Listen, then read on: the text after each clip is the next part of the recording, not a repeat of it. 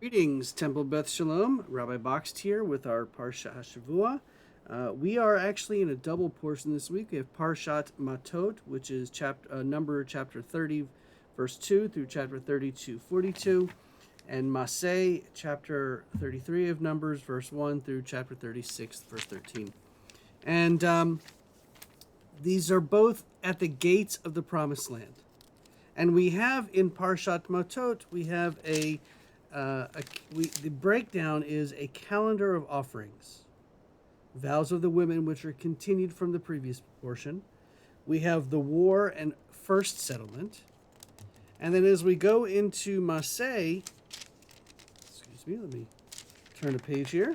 We go into Maseh, we get to a review of the wanderings, the boundaries of Canaan or Canaan, the Levitical towns and the cities of refuge, which I'll talk about in a minute when we start talking about Maseh.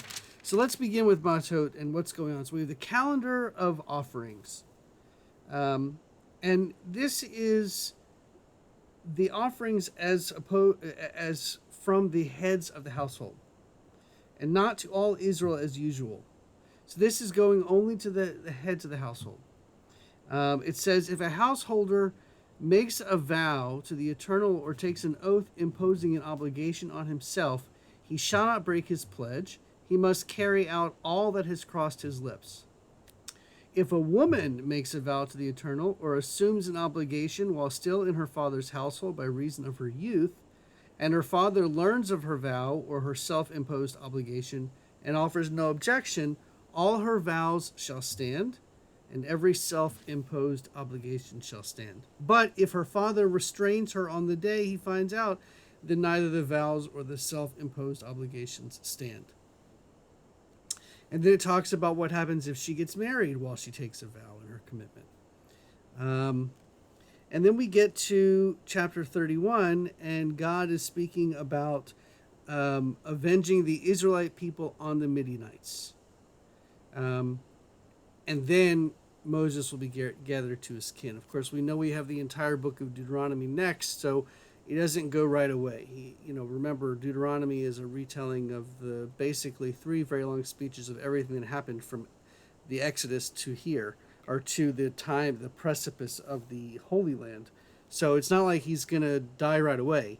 But there's a discussion there of how the troops are to be chosen and how they're supposed to go out to war with the Midianites. And then we move on down to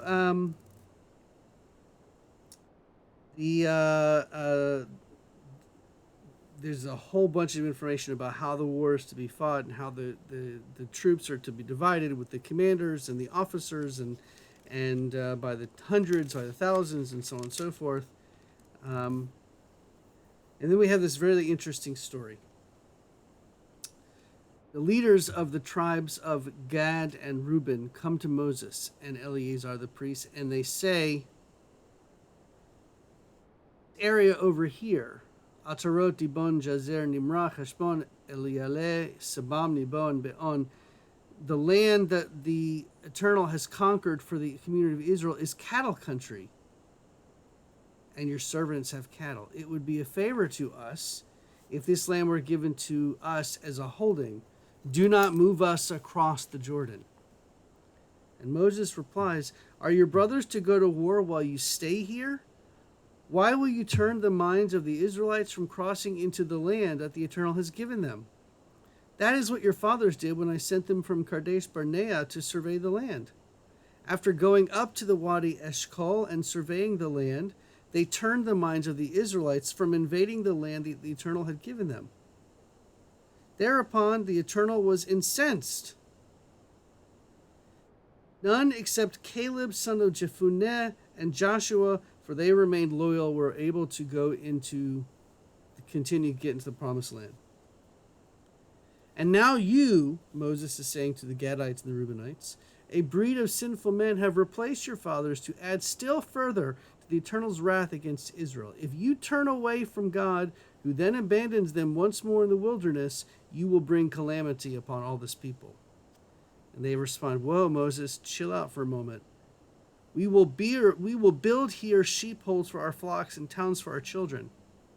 And then we will go with you as shock troops with the Israelites until we've established the Israelites in their home, and then we will return to this land. And Moses says, okay, then that's fine.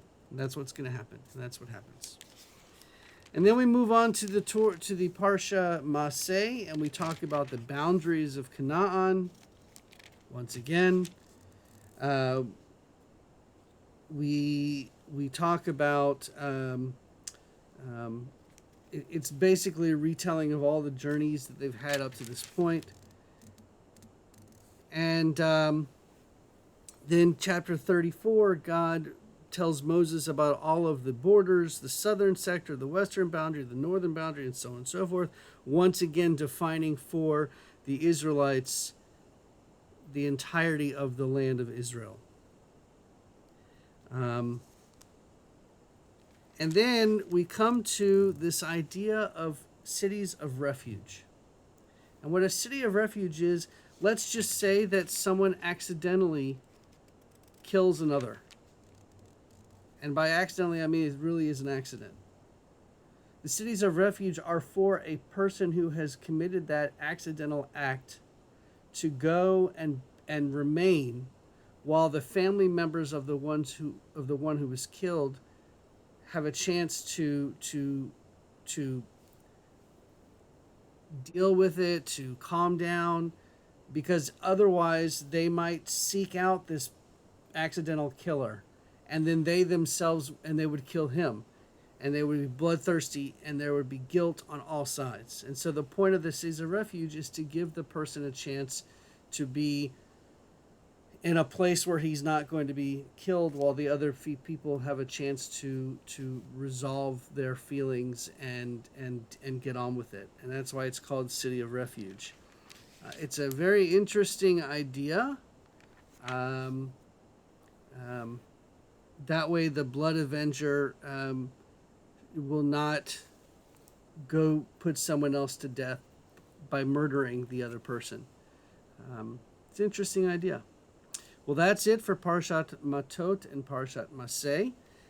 This is the end of the book of Numbers. So we say Chazak, Chazak, V'nit Chazek. And next week we will begin the beginning of Deuteronomy with Parshat Devarim. An early Shabbat Shalom.